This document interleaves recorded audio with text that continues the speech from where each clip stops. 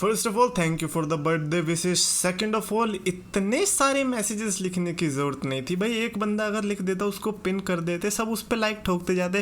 भाई सबने मेहनत करी हैप्पी बर्थडे लिखने में, भाई क्या यार, इतना कोई स्पेशल चीज नहीं है। आज पैदा नहीं हुआ हूं मैं, हुआ तो मैं 24 साल पहले था। But anyways thanks for the wishes anyways. And now impact की स्लैमिवर्सरी भाई पूरी देखी यार, अच्छी थी, मतलब surprisingly it was good. I feel like कि बेचारी टीएनए को इतने नंबर्स क्यों नहीं मिलते हैं, वो शोज तो अच्छे दे रहे हैं। मतलब सोच रहे हो मैं फॉलो भी नहीं करता हूँ इस समय इम्पैक्ट रेसलिंग को, लेकिन फिर भी मजा आया। बाय द वे उनके यहाँ तो ऐसा लग रहा है कि उनके यहाँ पैंडेमिक अभी भी चल रहा है।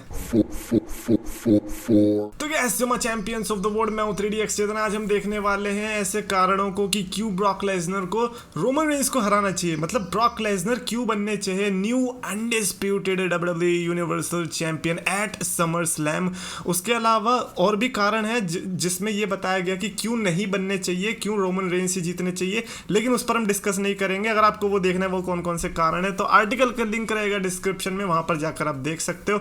हम पॉजिटिव साइड देखेंगे रिगार्डिंग ब्रॉक लेसनर की, हाँ भैया न्यू चैंपियन के बनने के रीजन क्या है, आखिर क्यों हमें चाहिए। क्या हम रोमन रेंस से नाखुश है, क्या रोमन रेंस ने अपने शब्दों से हमको दिक्कत दी है, क्या रोमन रेंस का हेयर स्टाइल हमको पसंद नहीं आ रहा। By the way Roman Reigns don't cut that hair man, मैं बढ़ा रहा हूँ, और ऐसा ना हो कि भाई जब तक मेरे तुम्हारे जितने हो तब तक तुम गंजे हो के आ जाओ, ये सब नहीं चलेगा इधर। ये ट्रिपल एच शॉन माइकल्स ने पहले धोखा दे दिया है, तुम मत देना। एनीवेज जो सबसे पहला कारण है कि क्यों हराना चाहिए रोमन रेंस को समर स्लैम में, वो इसीलिए कि रोमन रेंस का पार्ट टाइम शेड्यूल की वजह से, जो इस समय मतलब जिसको जुम्मा जुम्मा 1 महीना हुआ होगा, उसको लेकर इन्होंने कारण रखा है कि उसकी वजह से रोमन रेंस हार सकते हैं चैंपियनशिप या फिर हारने चाहिए।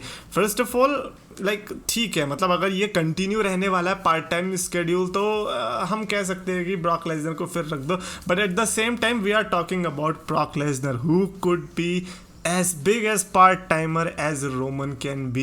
और सबसे बड़ी बात, अगर रोमन रेंस नहीं रहेंगे WWE में, अगर रोमन रेंस पार्ट टाइमर ही रहने वाले हैं, तो फिर ब्रॉक लेसनर इधर आके क्या खेत में घास चराएंगे। ओके ठीक है यार, ये तो कहावत ट्रू भी हो सकती है, बिकॉज वो बंदा तो फार्मर भी है, तो ब्रॉक लेसनर को तो हो सकता है कि उसमें ज्यादा मजा आएगा। लेकिन नहीं भाई, लिटरली मत लेना भाई ब्रॉक लेसनर, कहीं पता चले रॉ की शुरुआत हो रही है और शुरुआत में देख रहे रिंग के अंदर घास है और घास को काट रहा है बंदा। नहीं, but I think Brock Lesnar का जिस तरह से लैशली के साथ राइवलरी थी, आई फील लाइक कि अगर रोमन रेंस ऐसे पार्ट टाइम शेड्यूल में जाते हैं 1 साल के लिए, जितने टाइम के लिए भी, और रोमन रेंस अगर यहाँ पे हारते हैं ब्रॉक लेसनर से, तो ब्रॉक लेसनर का भी हमें रेन अच्छा देखने को मिल सकता है विद न्यू सुपरस्टार्स के साथ। भाई रिडल के साथ राइवलरी देखने को मिल सकती है, ओटन के साथ अनफिनिश्ड बिजनेस है, then you have Drew McIntyre जिसके साथ अनफिनिश्ड बिजनेस है, then you have Lashley, bro so many great options are there, and then you can have Goldberg to.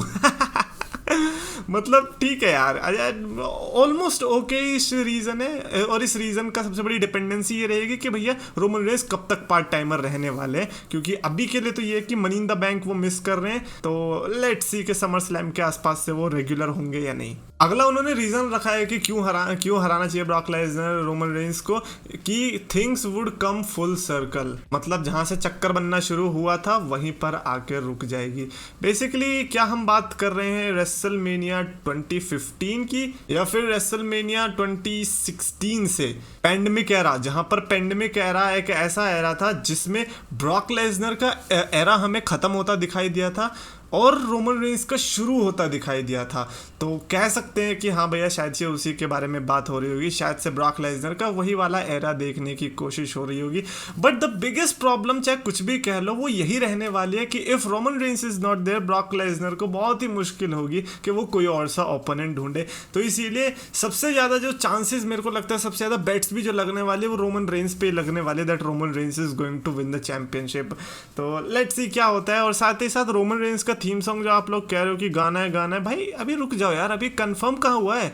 अभी Brock Lesnar versus Roman Reigns summer slam में हुआ तब जाके मानेंगे ना, क्या पता उसके पहले कोई चेंज हो गया, एक भी चेंज हो गया, अगर एक भी बंदा ऐड हो गया ना भाई अपनी स्टिपुलेशन, तो फिर खत्म है, और क्या चाहिए। तो उसी का वेट कर रहा हूँ बस मैं। थोड़े कमेंट भी ले लेते हैं। जॉन सीना WWE फैन ने लिखा कि Edge versus Seth Rollins trilogy and Cody Rhodes versus Seth Rollins trilogy are also one of the most iconic trilogies in history and that is so true. हालांकि वो अलग बात है कि अभी 2-3 साल लगेंगे इसको इस चीज में आने के लिए, क्योंकि जॉन सीना वर्सेस एजे का भी ऐसे ही है, लाइक 2017 में जब ये हुआ था तो आई थिंक 2019 के आसपास से हेवीली बोलने लग गए थे लोग कि भाई साहब क्या ही चीज़ थी, क्योंकि रेसलिंग एक ऐसी चीज़ है कि अगर स्टोरी लाइन अच्छी है, मैचेस भी अच्छे हैं, तो फिर आपको वो 2-3 साल बाद से ना अलग सी फील देने लगती है कि क्यों वो स्पेशल थे। क्योंकि WWE या फिर रेसलिंग में काफ़ी ऐसे मैचेस होते हैं जो कि आपको इंस्टेंट ग्रेटिफिकेशन देके चले जाते हैं कि हाँ भैया ये अच्छा था, बट वो आगे चल के आपको याद नहीं रहते, फिर चाहे वो क्लासिक भी हो, बट कुछ कुछ स्टोरी होती है जो कि आपको आगे चल के आइकॉनिक लगती है। इसीलिए ऑल एलीट रेसलिंग के आप कितने सारे ऐसे मैचेस उठा के देख लेना,